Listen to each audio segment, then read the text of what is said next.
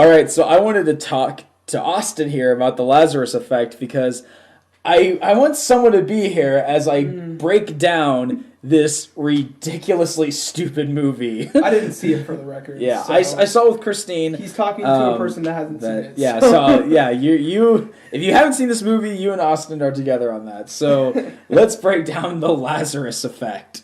So the movie opens with them testing the Lazarus Effect. So in other words, a group of scientists are trying to figure out a way to bring dead things back to life. Yeah. So in the beginning, they're trying it on a pig, on a dead pig, and this opens with a testing camera shot of the pig. It's almost like it opens as a found footage film, which was a bad way to open it. I was like, oh no, is this a found footage movie? Thank God it's not. But it opens up with this shot, and you hear them talking. The pig's not moving, and then there's a moment of silence. Jump scare, the pig moves for a second, which somehow makes a loud noise, and then the pig dies. Like, for good. So they're like, crap, the test didn't work, we gotta keep testing. That is your first scare of the film, is a pig twitching, essentially. That's your opening scare, and it's a cheap jump scare, and it's all downhill from there. So then That doesn't even sound like that would be that scary. It's not. So, oh, that's wonderful. So then we get to my favorite part of the movie. Oh, Jesus. And I mean it when I say that. I'm not even sarcastic. The title sequence. Really? I actually really liked this title sequence. And here's why. I mean, I know this sounds really stupid. How many movies today actually have a full title sequence? Like an opening credit sequence. Where it just focuses on the credits and plays some music from the film and nothing else. Like, you don't see that very much nowadays. Nowadays, it's just straight to the movie. And sometimes that's okay. Sometimes I kind of miss that old-fashioned type of filmmaking. I gotta give this movie credit. They had a really nice credit sequence. Like there's nothing, like, no jump scares or anything? No, it's it was just actually, the credits? it was actually a really creepy credit sequence, too, because it's like, if I recall, it was like clips of like DNA and like the insides of bodies and stuff, kind of grotesque stuff for PG-13. And it's actually playing really creepy music, and it's just like showing like the credits in kind of this like staggering font, somewhat reminiscent of the credit sequence to the very famous credit sequence to Seven, a much better horror film. But and kind of like that to Seven, it's very quick, so it doesn't drag on too long, and then it gets to the movie. I was like, when that happened, I was kind of sitting in the theater like, wow, that was actually kind of creepy, and that was actually a really nice credit sequence. Maybe this movie will be good. Oh boy! What were your first impressions after the pig scare? were you like, oh no? I was just like, wow. I mean, Christine jumped, but that's fine. But that's the intent. Yeah. No, that's intended. It made you jump. It was very much like a Paranormal Activity kind of jump scare. Just like, yeah, it made you jump. Didn't scare you, but it made you jump. Isn't that what jumping is? Isn't that being scared? I mean, a good jump scare will jump you, but what made you jump is scary. It's literally scary. Therefore, while it made you jump, you are still scared. Yeah, I get. Like the killer popping out of the closet kind of thing. Not a pig twitching. So if trying to scare you with something that's not scary. Yeah, it's just lame. Mm-hmm. So if there is one, if Lazarus Effect wants to put nice compliments that people have said about this movie on their posters, they can say for me, it has a nice credit sequence. It has a nice credit sequence. 5 stars. Very nice credit sequence. 0 stars. -5 stars. -5 stars. So, so then we get to the movie, and we meet our team of researchers in this laboratory. And it's, I actually saw this earlier this week, so I'm trying to remember what the time. I think it's, let's see, like 5 of them, I want to say. It's the main character is Olivia Wilde, and then it's her husband, and then Childish Gambino, Donald Glover, and then stoner guy, funny stoner dude, and then the lady that's recording everything with the camera. So yeah, 5 people. That's your 5 main characters. There's almost nobody in this movie. This movie has a very small cast. Really? Which I actually kind of liked, because it kind of kept it...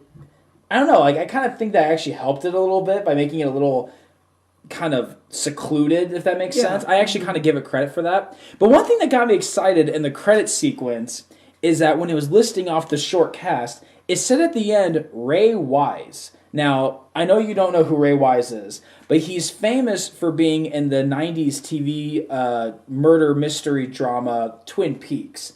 And Twin Peaks was a very groundbreaking show in the 90s. Before. It was like one of the first like drama shows, like one of the first like shows to have a consistent storyline, and it was made by David Lynch, who's a very groundbreaking filmmaker. It was very artsy and very stylish. So it did a lot for television. And Ray Rice was one of the main cast members. So I was like, oh, and I just got done like a month ago watching all 2. There were only 2 seasons of the show. I just got done watching the whole series. So here I am thinking like, oh, Ray Wise. Ray Wise is in one scene in this movie.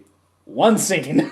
And he is on screen for maybe 40 seconds. Granted, it was nice to see the guy, but that was about it. So that was kind of disappointing. Yeah. But the only other, I mean, Olivia Wilde, I'll say this, the acting in general was really good in this movie. It was. Olivia Wilde was really good at the lead. And this is kind of a case where no matter how good an actress or actor may be at, acting scary. Trying to sell it. Yeah, trying to sell a scary tone, it won't matter if the movie is not well written and not well directed. So we'll get back to that in a minute. It's almost like it's not always just the actors. Oh, there you go. Exactly. So we have our team of 5 people, and they're trying to create the serum named Lazarus. Yes, I'm guessing that's a reference to the Bible, so pretty obvious.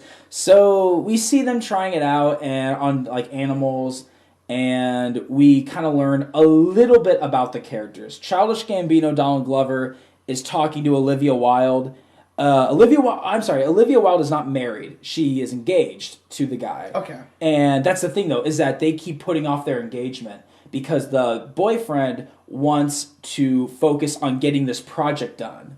It's like they were engaged, and then they were about to get married, but then they got the grant to do the project. Mm-hmm. So he's like, we'll put it off. So we learned through some dialogue, very rushed dialogue, that Childish Gambino... they gotta get to the jump scares. Exactly. That Childish Gambino has a thing for Olivia Wilde. Like, I guess, based on what little we know, they've been friends for a long time.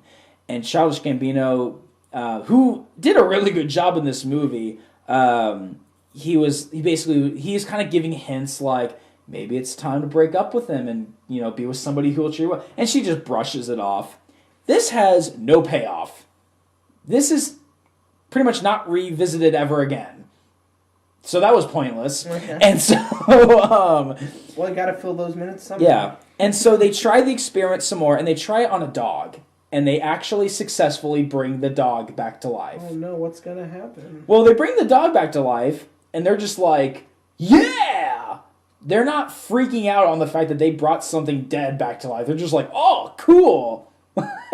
So they're partying because they successfully brought something back to life. And so... well, I'm sure that will have no negative effects on the mind of the dog.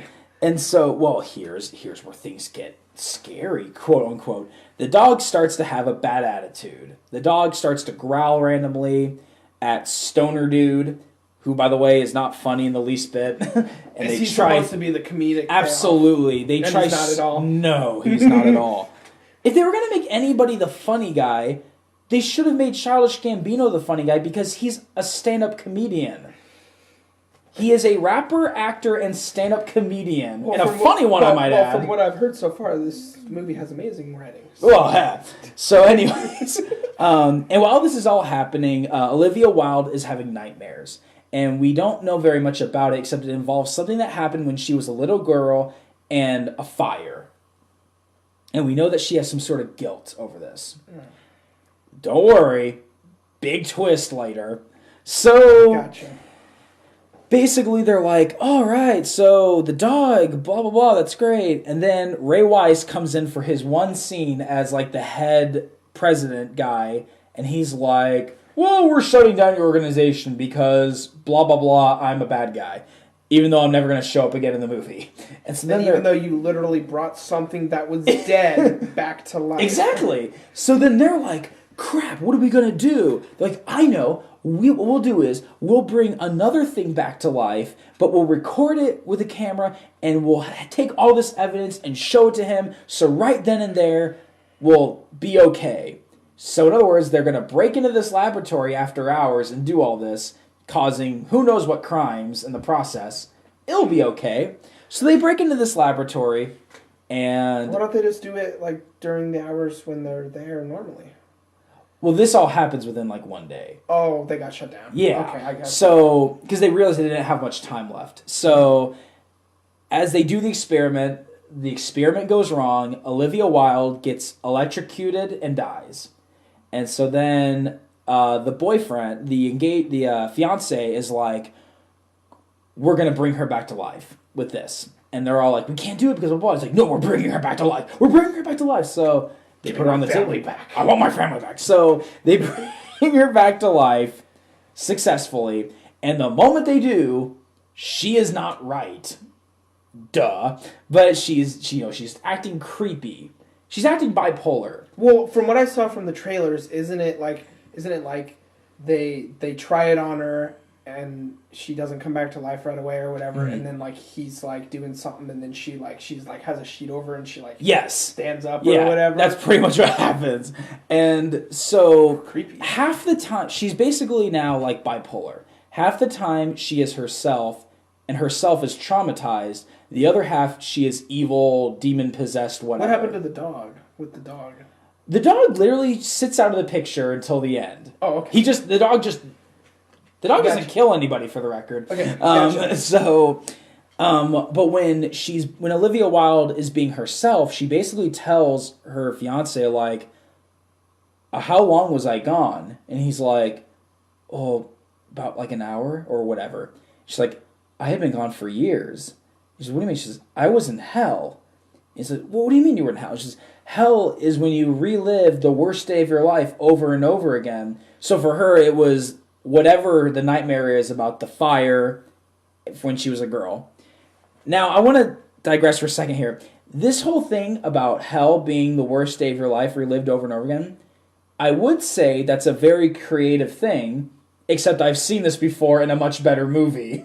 Really? Yeah, it's actually an independent film called Paranoia that was made by online filmmaker Brad Jones, and it's a very good, like kind of, I should say homemade, but very, very no budget kind of film.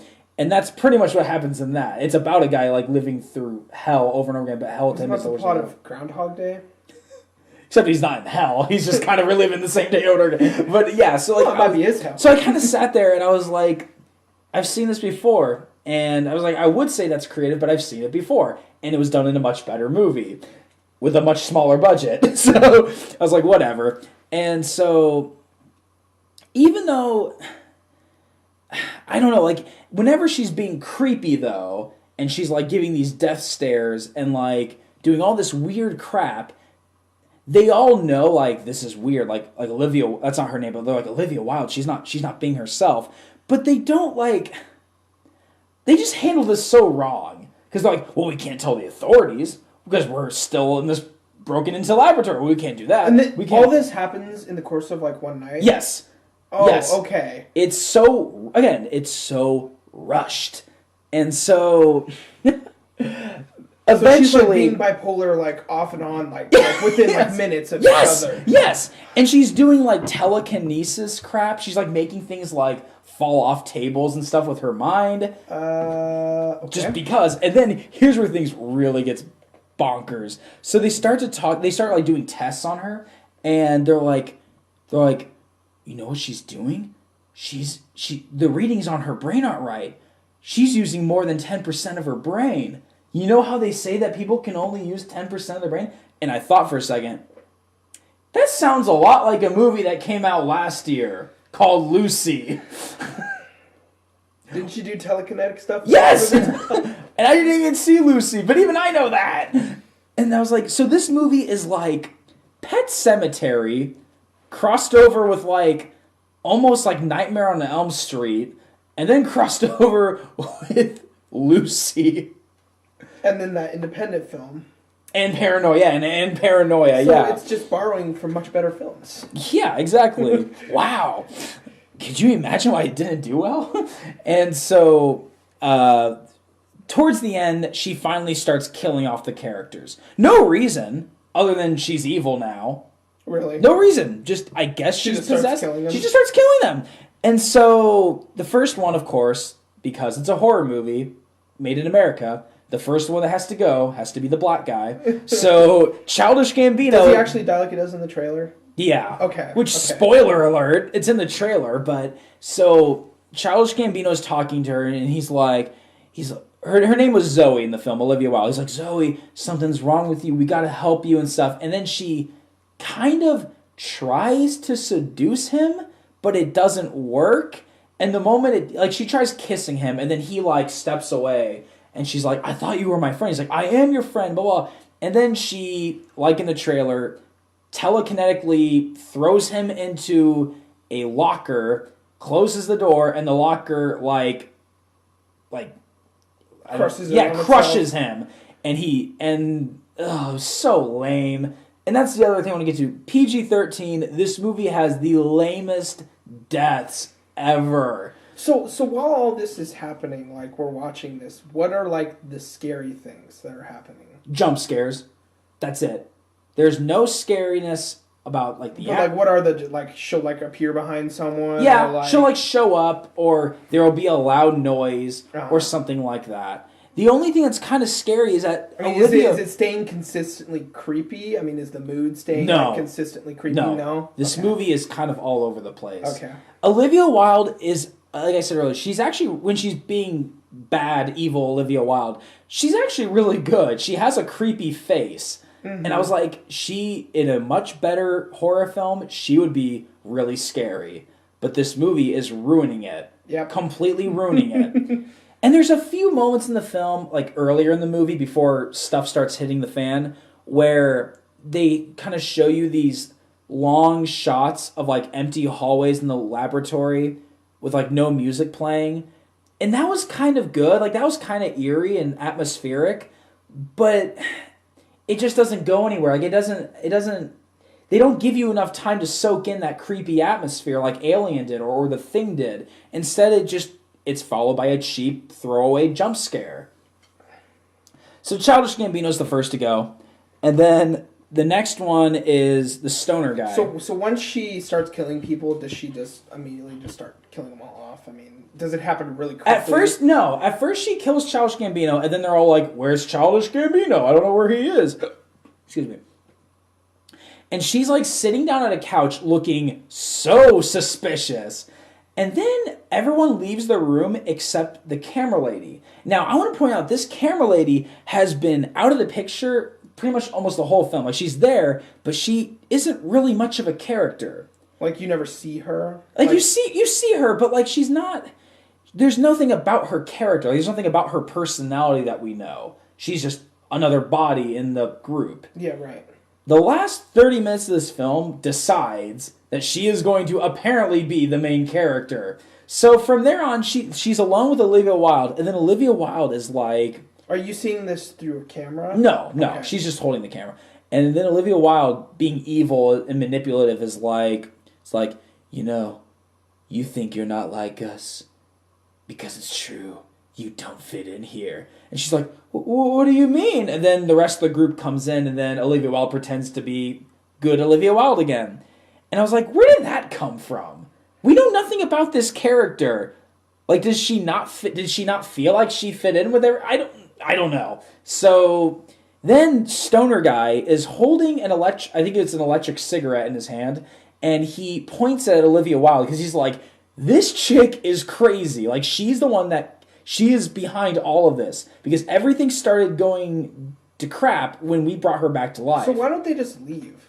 Because then, mysteriously, there's a power down, and the elevators aren't working. Gotcha. So I should have said that earlier. That's why everyone's freaking out, because they're like, we can't get out. No one knows where Childish Gambino is. What's going on? So he points, again, such a lame death. He points the electric cigarette at Olivia Wilde, and he's like, pointing over, and he's just like, where did you do them? Where is he?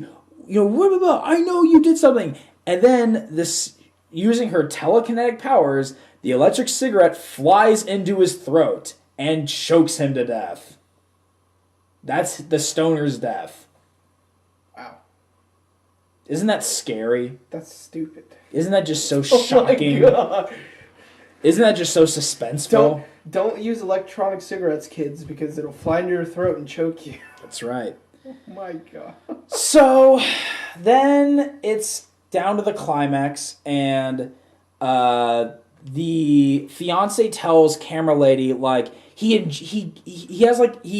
puts something in a syringe. I think it might be poison or something, and he's like, if you get close enough, jack this into her heart, because they realize she's evil. And so the fiance character confronts Olivia Wilde, and Olivia Wilde she says, I made one mistake when I was young, and I spent my whole life trying to fix it, and yet I still went to hell. We don't know yet. And he's like, it's okay, I love you, blah, blah, blah. Well, this ultimately ends with her grabbing his head and crushing it. But it's PG-13, so we see nothing. Lame. Gotcha. Lame. And by the way, those two characters, the couple, along with Childish Gambino, they were the only characters with personalities, and now they are dead. So we have nothing to lean on except Camera Lady, who, again, is now suddenly the survivor. This is totally not how you do that. It's okay to make a horror film where there is not necessarily a center protagonist, so that way you do not know for sure who's going to survive. A really good example of that is the original Friday the 13th, because when you look at the whole group of teenagers that are there at Crystal Lake, all of them kind of get their own screen time, so all of them get their time to talk and kind of talk to each other, and you see them all just doing work. Mm-hmm. So in other words, there really is not, in the beginning of the film, a center protagonist. They're all kind of the center protagonists. That way, when one of them dies, it is somewhat suspenseful, you somewhat care, and also you don't know for sure who's going to survive. So that when it leads down to the final woman, you kind of get behind her because you've been spending time with her like everyone else. So when Olivia Wilde killed the fiance, were you surprised because you thought he was going to be the survivor? I wasn't that shocked that he died. I was shocked that he died in such an anticlimactic way. And there was just no development. There was no payoff. And all of that would be fine if it was scary. But it wasn't. So it failed. So then we get the final confrontation between Camera Lady and Olivia Wilde. This is where it really starts to become Nightmare on Elm Street, because apparently Olivia Wilde is so powerful that she can put Camera Lady into her nightmare. Again, Nightmare on Elm Street. So she basically sees the flashback of what happened when Olivia Wilde was a child. So Olivia Wilde, as a little child, was in an apartment hallway, and she saw in front of her a door that was on fire. And she saw people from trying to clench their fingers through under the door. So in other words, as a child, she saw people burn in an apartment. That was her traumatic experience. And then it's revealed that Olivia Wilde, as a child, was holding matches. So then it's revealed that she's the one that set the apartment on fire. Who it was in this apartment? Was it her parents? Was it neighbors? Who knows? Was this an accident, or was this somewhat on purpose? Who knows? This never gets answered. This is the twist? Yes, this is the big twist. Okay, gotcha. There was no explanation to it. It just, okay, well, all right, fine. So Camera Lady is telling ghost little Olivia Wilde, it wasn't your fault, blah, blah, blah. And then evil adult Olivia Wilde comes out from behind on fire with terrible CGI. I mean, this was laughable. I was laughing by this point in the Is in it the as theater. Amazing as Stone Cold's fire in the first even Expendables? and she's like slowly like gliding towards camera lady in this really hilariously awkward close-up shot, and and her eyes are like black like in the poster, and it looked so goofy. And so I'm laughing pretty hard in the theater. I felt really bad because there were some people in the theater that were clearly into this movie for some reason. And so then ultimately camera lady ends up stabbing Olivia Wilde in the chest with the syringe. Oh, the syringe didn't go into her throat and choke her? No. Yeah, exactly. It just flew in. And so Olivia Wilde falls dead. And then, and you think, okay, well, that was kind of lame, but whatever. It's not over yet. Of course.